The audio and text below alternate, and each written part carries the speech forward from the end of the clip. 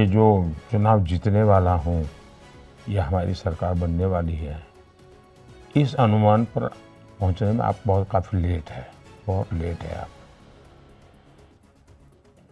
मुझे राष्ट्रपति पुतिन का फ़ोन आया था सितंबर की मीटिंग के निमंत्रण के लिए।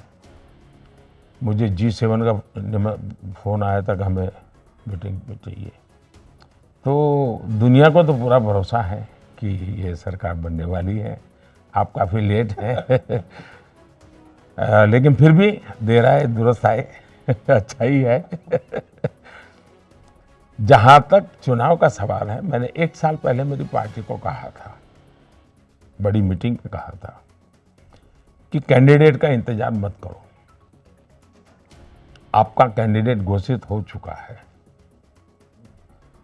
और वो है कमल।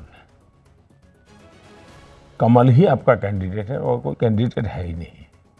तो 1 साल से मैं सिर्फ कमल के लिए ही काम करना तय कर चुका है। मेरी पार्टी को मैंने उस प्रकार से गैल्वेनाइज कर दिया था। तो हम कमल के लिए ही सब लोग काम कर रहे हैं। मैं भी कमल के लिए काम कर रहा हूँ, मेरे साथी भी कमल के काम कर, और हमारे ओपोनेंट भी कमल के लिए काम कर रहे हैं, क्योंकि वो जितना कीचड़ उछालते हैं कमल ज़्यादा खिलता है।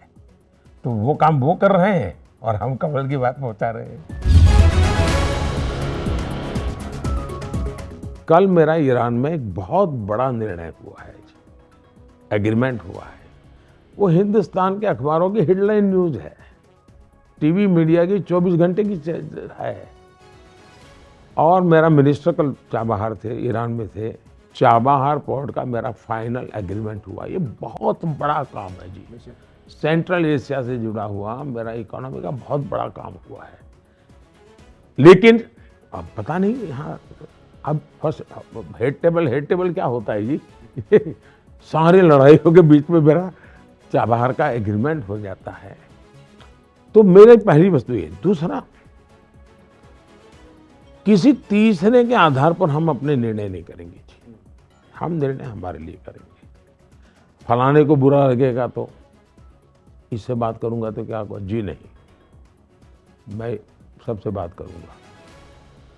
राष्ट्रपति पुतिन मेरी अगर भरपूर तारीफ करते हैं, इसका मतलब ये नहीं कि मैं राष्ट्रपति पुतिन को मिलकर के कह नहीं सकता हूं कि this is not the time for the war. तो वो भी मुझे सम्मान करेंगे, भाई कम से कम एक ऐसा मित्र है जो मुझे साफ बताता है कि ये सही है गलत है। यूक्रेन को भी मुझ पर इतना ही भरोसा है, भारत पर। मुझ पर मोदी एक व्यक्ति नहीं है, भारत पर भरोसा है कि भाई कुछ तो भी ये सही बता, और आज तक हमने सही किया जी। मैंने अभी गाजा में रमजान का महीना था, तो मेरे स्पेशल एनवॉय को मैंने इजराइल भेजा। इजराइल के प्रधानमंत्री राष्ट्रपति सबसे मिलना का, मैंने कहा समझाइए इनको कि कम से कम रमजान में गाजा में बम्बार्डिंग यानी हमले न करें। और उन्होंने पालन करने का भरपूर प्रयास किया। आखिर में 2-3 दिन लड़ाई हो गई, लेकिन मैंने स्पेशल एनवॉय भेजा था। यहाँ तो आप मुझे मुसलमानों के लिए करके घेर लेते हैं, लेकिन मोदी गाजा में रमजान के महीने में अब मैं इसकी पब्लिसिटी नहीं करता हूँ क्योंकि कईयों ने प्रयास किया होगा, परिणाम सही मिला, लेकिन मैंने भी प्रयास किया, देश भारत ने भी किया।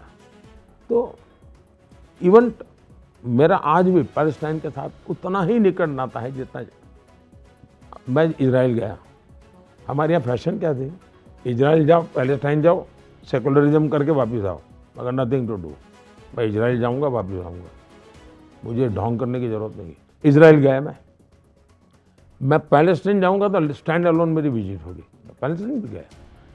मज़ा देखिए, जब मैं पैलेस्टाइन गया तो मुझे यहाँ से विषय आगे भाई हेलीकॉप्टर ले जाएंगे वहाँ, ये ले जाएंगे। तो जॉर्डन के राष्ट्रपति जी को पता चला कि मैं जॉर्डन से होकर के जाने वाला पैलेस्टाइन।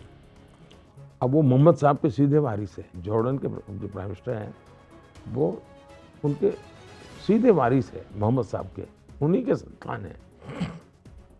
उन्होंने कहा मोदी जी आप ऐसे नहीं जा सकते, आप मेरे गेस्ट हैं, मेरे ही हेलीकॉप्टर में आप जाएंगे, मेरे घर खाना खा के जाएंगे, मैं उनके घर गया, खाना वाना खाया, बैठे हम उनके हेलीकॉप्टर, लेकिन हेलीकॉप्टर जॉर्डन का, डेस्टिनेशन पैलेस्टाइन, और मुझे एस्कॉर्ट कर रहे थे इजराइल के फ्लाइट। देखिए आप अगर दुनिया में, अब तीनों की दुनिया अलग, लेकिन मोदी के लिए आसमान में सब साथ। मैं मानता हूँ ये सब तब होता है जब आपके इरादे नेक हो, आपके प्रति विश्वास हो, और चोरी छुपी नहीं। अमेरिकन को मैं कह करके बताता है ना, मुझे पूछ करके नहीं करना होता है। मैं रशिया से, मेरे देश को सस्ते में पेट्रोल चाहिए, मैं लूँगा, मेरे लिए ज़रूरी है, मैं करूँगा। तो मैं छुपाता नहीं हूँ और मैं अपने टर्म्स पे मेरे देश को चलाता हूँ।